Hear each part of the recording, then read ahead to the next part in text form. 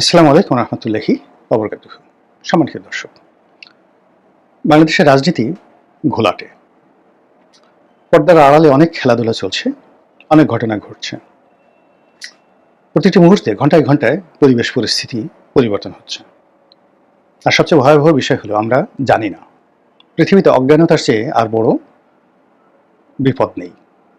বাংলাদেশের রাজনীতি সম্পর্কে যারা রাজনীতিবিদ তারা যদি জানতেন রাজনীতির অঙ্গনে কি হচ্ছে, ক্ষমতার অঙ্গনে কি হচ্ছে, এটার যদি স্বচ্ছতা থাকতো, লোকজন যদি অংশগ্রহণ করতে পারতো, তাহলে এখানে কোনো বিপদ হতো না। যে কোনো মন্দ কাজ বা ভালো কাজ ডাজ নট ম্যাটার, যদি সঙ্গী থাকে, সাথী থাকে, তাহলে অনেক সময় মন্দ কাজও আনন্দময় হয়ে ওঠে। চেঙ্গিস খান, হালাকু খান, তলুই খান, যারা প্রায় ১৫০ বছর ধরে সারা পৃথিবী তছনছ করলো, কিন্তু তাদের একটা বিরাট সঙ্গী ছিল। অলমোস্ট ১.৫ কোটির একটা শক্তিশালী আর্মি ছিল, যে আর্মি মধ্য এশিয়া, চীন, তারপর মধ্যপ্রাচ্য, পারস্য, উত্তর আফ্রিকা তছনছ করেছে এবং ভারতবর্ষ পর্যন্ত প্রায় চলে এসেছিল, সীমান্ত পর্যন্ত। তো সারা পৃথিবী ধ্বংস করেছে, কিন্তু তারা একটা নির্দিষ্ট জায়গাতে তাদের যে রাজ্য, তাদের যুদ্ধের ক্ষেত্র, সেখানে তারা উন্নয়ন করেছে। চীনে তারা যে সাম্রাজ্য প্রতিষ্ঠা করেছিল বেইজিংয়ে, এর কারণে আজকের চীন, সেই যে কুবলাই খানের চীন, মঙ্গু খানের চীন, চেঙ্গিস খানের বংশধর পৃথিবীতে এখন রাজত্ব করছে। তো দেখুন, সারা পৃথিবী ধ্বংস করে তারা চীনকে গড়েছে, মঙ্গোলিয়াকে গড়েছে, তারা পারস্যকে গড়েছে, তারা রাশিয়াকে গড়েছে। রাশিয়ার যে বিভিন্ন কাজাকিস্তান, উজবেকিস্তান, আর্মেনিস্তান, পুরো অঞ্চলটা কিন্তু একসময় তাদের দখলে ছিল। ফলে কি হলো, মন্দ কাজ হলেও যদি একত্র থাকে, তাহলে সেখানে একটা সভ্যতা তৈরি হয়। সারা পৃথিবী লুটপাট করে সুলতান মাহমুদ, সে গজনী আলোকিত করেছিল, নাদের শাহ পারস্য আলোকিত করেছিল, মোহাম্মদ ঘুরি আফগানিস্তান আলোকিত করেছিল, সারা পৃথিবী লুট করে। একমাত্র মুঘলরা, যারা ভারতের বাইরে যায়নি, শুধুমাত্র নিজেরা উন্নয়ন করে ভারতের উন্নয়ন ঘটিয়েছে। মুঘলরা ছাড়া পৃথিবীর যত জাতিগোষ্ঠী রয়েছে, যত রাজ্যগোষ্ঠী রয়েছে, তাদের উন্নয়নের পেছনে বহির্বিশ্বের ডাকাতি বিরাট একটা কাজ। আজ ইংল্যান্ড, আজ স্পেন, ফ্রান্স, জার্মানি, ইটালি, এই সবগুলো রাষ্ট্র যখন সাম্রাজ্যবাদী ছিল, সারা পৃথিবী লুণ্ঠন করেছে। তো সেই দিক থেকে যেটা হলো যে ভালো কাজ এবং মন্দ কাজের একটা ঐক্যতা থাকতে হয়। আমাদের এই সমাজে এখন ঐক্য নেই, মন্দ কাজের ঐক্য নেই, ভালো কাজের ঐক্য নেই। যে যার মতো করে পারছে, তারা সেখান থেকে সর্বনাশ ঘটাচ্ছে। এর ফলে আতঙ্ক বেড়ে যাচ্ছে। আপনি ছুটোছুটি করে কারো কাছে গিয়ে আশ্রয় নেবেন, এই সুযোগ আপনার নেই। ২ নম্বর হলো যে আপনি কাউকে সাহায্য করবেন, আপনি পারবেন না। কারোর কাছে সাহায্য পাবেন, তাও না। কে আপনাকে আক্রমণ করবে, কে আপনার ক্ষতি করবে, কিছুই বোঝা যাচ্ছে না। এটা একেবারে সরকারের কর্তা ব্যক্তি ডক্টর মোহাম্মদ ইউনূস, জনাব তারেক রহমান থেকে শুরু করে জামাতের আমির এবং আমাদের যারা প্রান্তিক জনগণ, রিকশাওয়ালা, সবার ক্ষেত্রে একই নিয়ম প্রযোজ্য। ফলে কি হচ্ছে, আতঙ্ক, ভয়, সন্দেহ, অবিশ্বাস রীতিমতো ভাইরাসের মতো ছড়িয়ে পড়েছে।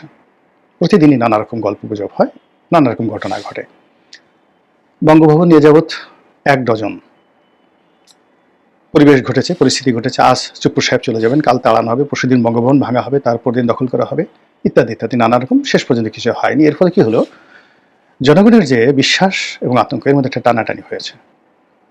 তারা বুঝতে পারছে না যে এটার ভবিষ্যৎ কি।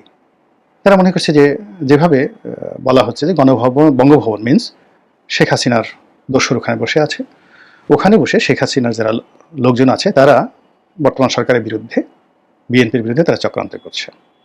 এটা ভেঙে ফেলতে হবে। মানুষ বিশ্বাস করছে হ্যাঁ, এটা ভেঙে ফেলা উচিত। যখন ভাঙা গেল না, তখন ধরে নিল যে ওখানে যারা বসে আছে আওয়ামী লীগের লোকজন, তারা যারা আক্রমণকারী, তাদের সাথে অনেক অনেক শক্তিশালী। বলেন আপনি কি করবেন? একটা সময় জনগণ হতাশ হয়ে গেল। মানুষ যমুনাকে মনে করলো যে ডক্টর মোহাম্মদ ইউনূস যেখানে আছেন, সব শক্তির আধার সেখানে। শেখ হাসিনার যে ক্ষমতা যেটা ছিল প্রধানমন্ত্রীর কার্যালয় কেন্দ্রিক, সবাই মনে করলো যে সেখানেই ক্ষমতা। কিছু হলে যমুনাতে চলো, যমুনা ঘেরাও করো। এটা নেতিবাচক হিসেবে আপনি কল্পনা করতে পারেন, কিন্তু ইতিবাচক হলো যমুনার কাছে মানুষের আশা ছিল, ভরসা ছিল। কিন্তু এখন দেখুন, কেউ আর যমুনাতে যাচ্ছে না, কেউ যমুনার ঢেউ গণনা করছে না।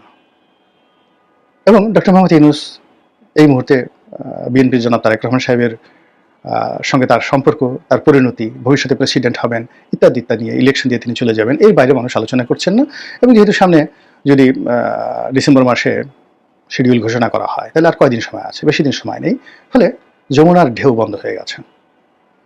মানুষের একটা আতঙ্ক ছিল, ভয় ছিল, আশা ছিল ক্যান্টনমেন্টকে কেন্দ্র করে, সেনাপ্রধান ওয়াকারুজ্জামানকে কেন্দ্র করে। কিন্তু দেখা গেল যে গত 1 বছরে এই সেনাবাহিনীকে যারা বিপ্লবী, যারা সন্ত্রাসী, চাঁদাবাজি, সাধারণ মানুষ, তারা যে যেই জায়গা থেকে হয়তো কেউ ভয় করেছে, কেউ ভালোবেসেছে, কেউ আশা করেছে, প্রায় সব জায়গাতেই মানুষ আশাহত হয়েছে। কিভাবে? যারা ভয় করেছে তারা দেখলো যে না, আমরা তো এমনি এমনি ভয় করি, এর কারণ হলো সবাই তো যারা প্রতিপক্ষ সেনাবাহিনীকে বানাতে চাচ্ছে তারা দিদারসে সেনাবাহিনীকে গালাগাল করছে, দেশের ভিতরে গালাগালি করছে, দেশের বাইরে আওয়ামী লীগ গালাগালি করছে। আর যে সকল টোকাই রয়েছে, যে সকল পথশিশু রয়েছে দেশের বাইরে, যারা সামাজিক মাধ্যমে প্রতিনিয়ত সেনাবাহিনীর পুরো প্রতিষ্ঠান নিয়ে অকথ্য অশ্লীল অশ্রাব্য ভাষায় গালাগাল করছে, সেনাবাহিনী কোনো রেসপন্ড করছে না। শান্ত হও, শান্ত হও, ভদ্রতা দেখাও, ওম শান্তি, ওম শান্তি।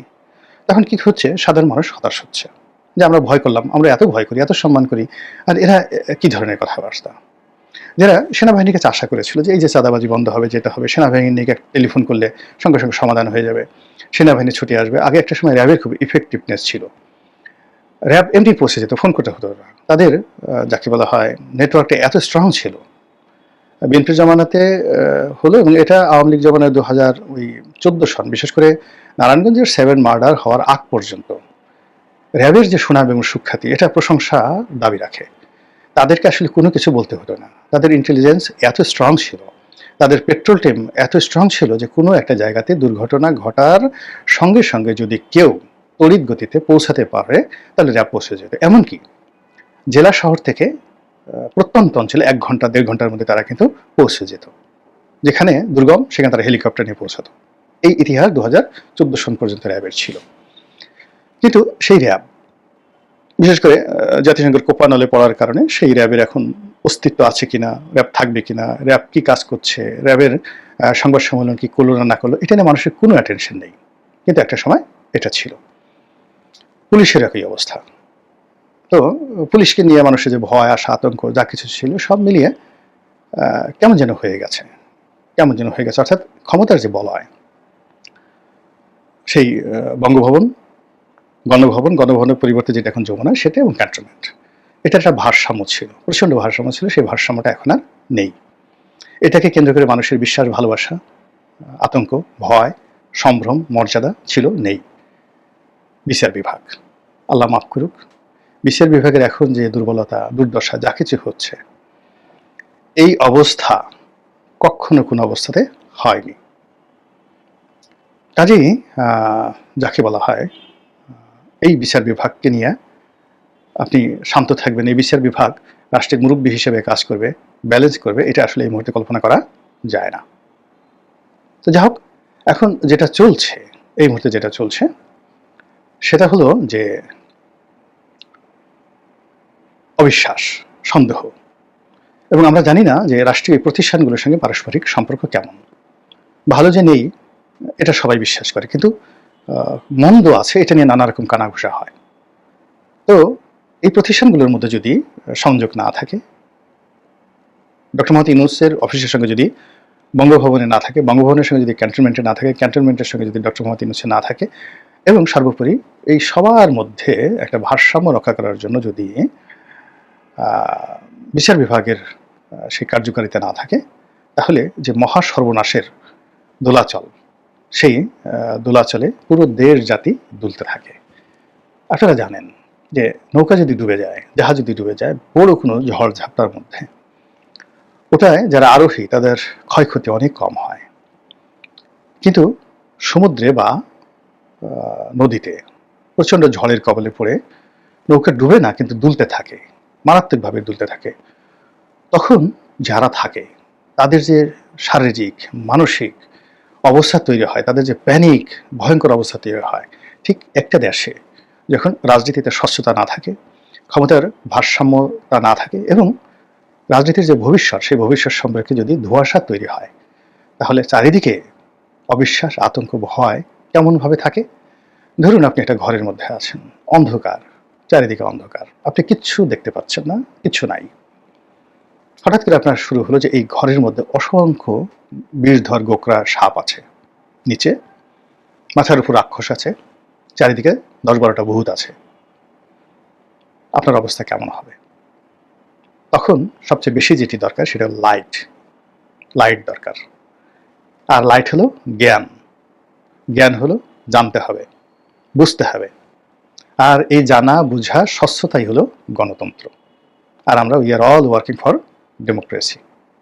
মহান আল্লাহ আমাদের সবাইকে হেদায়েত দান করুন এবং হেফাজত করুন। আসসালামু আলাইকুম ওয়া রাহমাতুল্লাহি ওয়া বারাকাতুহু।